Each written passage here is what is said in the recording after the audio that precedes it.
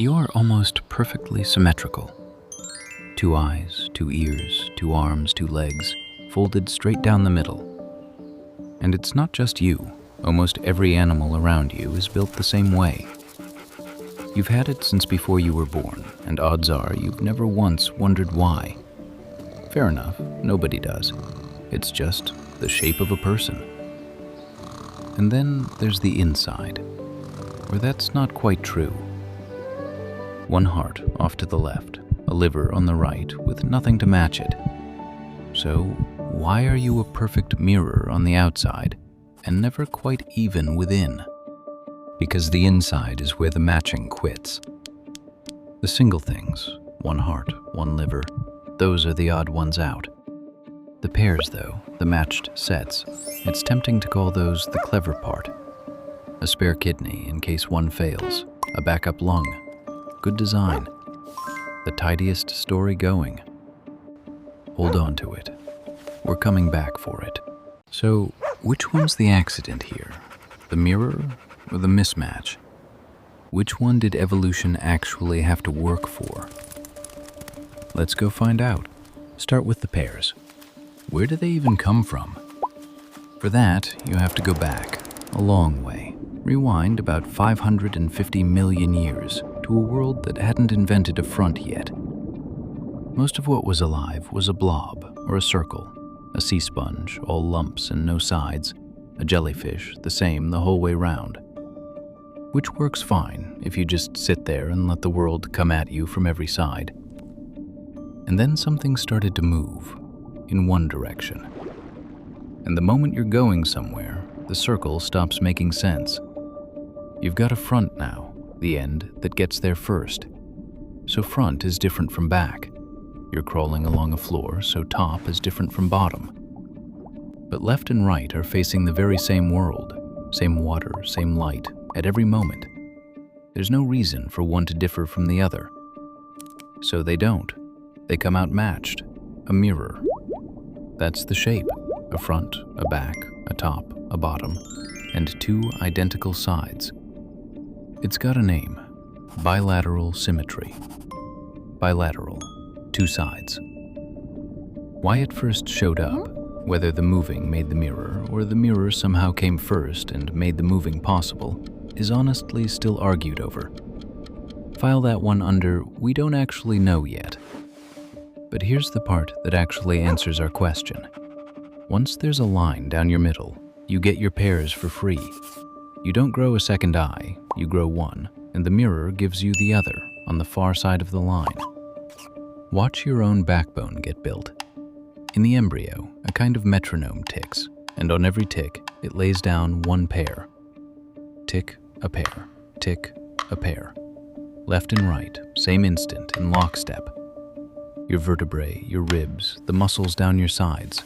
1 rhythm, mirrored over and over. So that's where the 2 comes from. A mirror quietly copying itself down the middle. And this is the part that's genuinely hard to get your head around.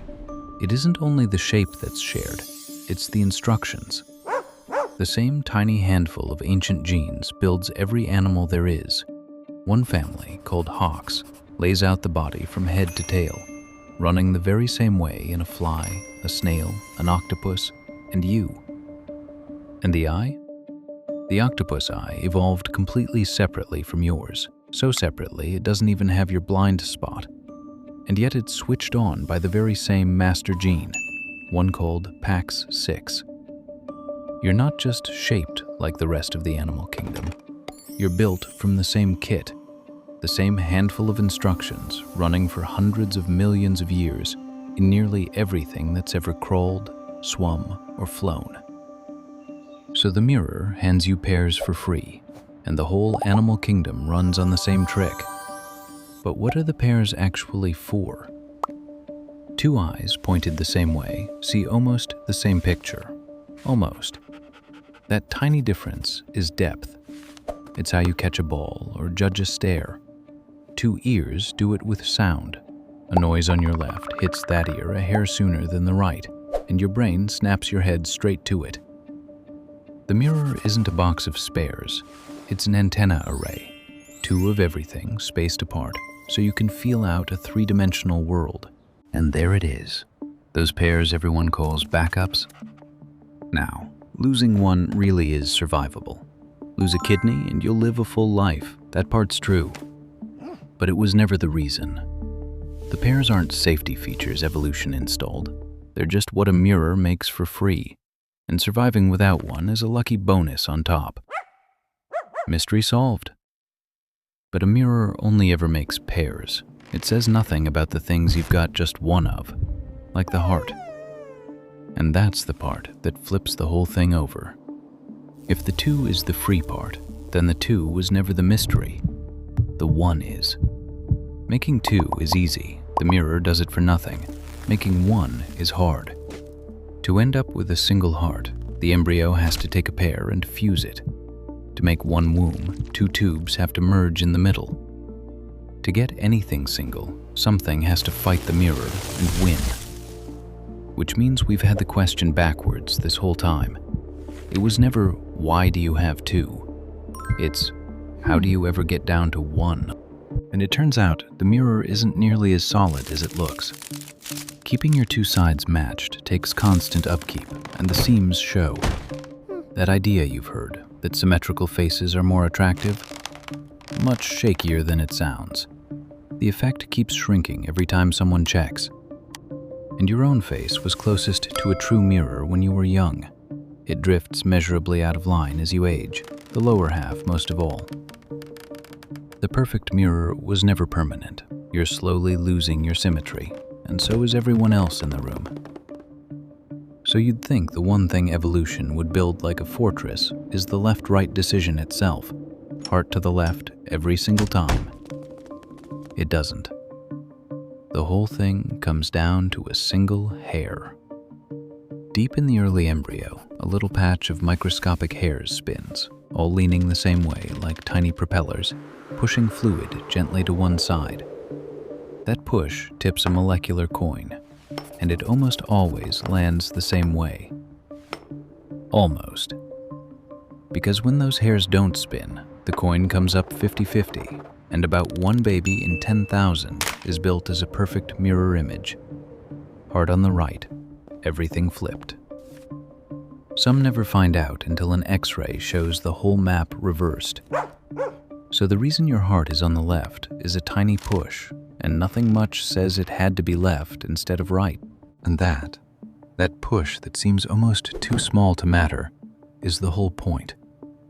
Because it isn't a biology thing, it's a physics thing.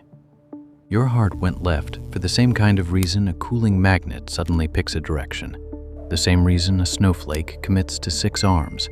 The same reason a sunflower spirals.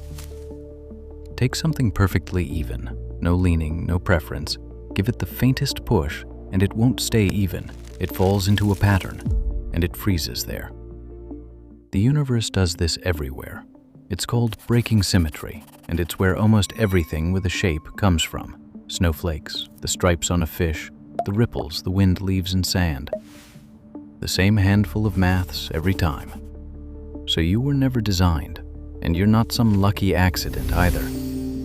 You're a pattern. The same kind of pattern that makes a snowflake, just wetter and warmer and briefly alive. Not only built like the other animals, built like the rest of the universe. The two eyes, the free mirror, the one heart, the frozen push. Both of them, the universe doing the only thing it ever really does, making order out of sameness. So, same body you started with, 2 hands, 1 heart, just left of center. But the 2 was never the clever part, it was the free part. And the one, the single one, the part nobody thinks to look at. That's where the universe actually showed its hand. The mirror is how you reach into the world. Breaking it, every unmatched piece, is how you keep it all running. 2 of everything was the easy part. The one thing off-center is the whole story. Press the pairs if it feels right. It's the rare bit of symmetry that actually does something.